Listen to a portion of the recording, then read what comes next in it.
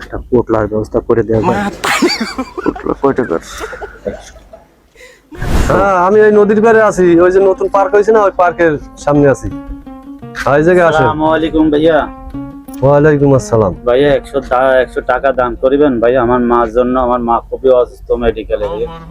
তোমার কি হচ্ছে? ভাইয়া মা অনেকটা অসুস্থ, তো মেডিকেলে আছে, মা ঠিক খাইতে পারে না। দেন ভাইয়া, আপনার মা খুবই টানের ভরে দেন ভাইয়া। আপনার মা খুবই অসুস্থ? হ্যাঁ ভাইয়া দেন। এখন বর্তমানে কি হসপিটালে? হ্যাঁ জি ভাইয়া দেন। মার কথা যেহেতু কইছেন, না দিও পারি না। হ্যাঁ, মা আমার মসজিদ মা জগৎ যেহেতু কইছেন, মার কথা বলছেন, সেই কারণে আমি 100 টাকা দিয়ে দিলাম। কতটুকু কি উপকার হয় জানি না, তবু তো আপনার মার জন্য আমি দোয়া করব। ভালো করে তার চিকিৎসা করে না, ভালো মন্দ জানাইয়েন। ভাই এখন হয় না, এখন কথা।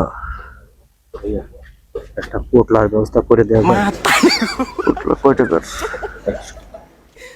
100 কই পেয়েছেন?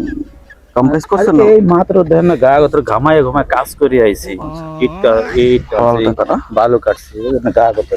আমি কই লোকজন 100 টাকা দিয়ে যান, আমি ফোন দিলে গাছের তলা দিয়ে নিয়ে যাই।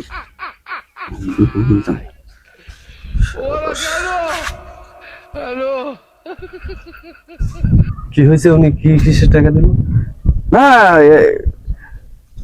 আমরা তো আমার চেনেন, শুনলাই না, আমরা বাজান চোখ দেখেন না।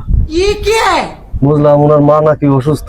আমার কাছে এই মাত্র 100 টাকা নিয়ে এলো যে আমার মা অসুস্থ, ওরে হসপিটালে। ভাই, ওনার মা হইলে সপ্তাহে 3 ফির মরে। হ্যাঁ, ওটা কোনো সমস্যা না। আর বেশিরভাগ এরা যারা খায় তারা তো কাম কাজ করে না, আনবে কিরকম? এইরকমই টাকা দান্দা করেন না, দেখ পোটলার ব্যবস্থা করে আপনি কোনো সমস্যা নেই। এটা নিয়ে মাইন্ড করা দেবেন না ভাই, কারণ বেশিরভাগ এরকমই হয় এখন। এটা হলে মাইন্ড করা দেবেন না। তুমি মার কথা বললে কার মনে চায় না যে টাকা না দিই? তবে আপনি টাকা দেবেন না, দেবেন এমনি তো টাকা দেবেন না। এখন বোঝা গেল যে এরা এই দান্দা করি, তারপর পোটা পাল্টি খায়। একটু দান মার কথা বাহের কথা দান খরচ করলে, আচ্ছা ওই আমার আমার কাম আছে, আমি যাই। দান খরচ করে একটু বুঝ ঝুনি করে, বুঝছেন? আচ্ছা।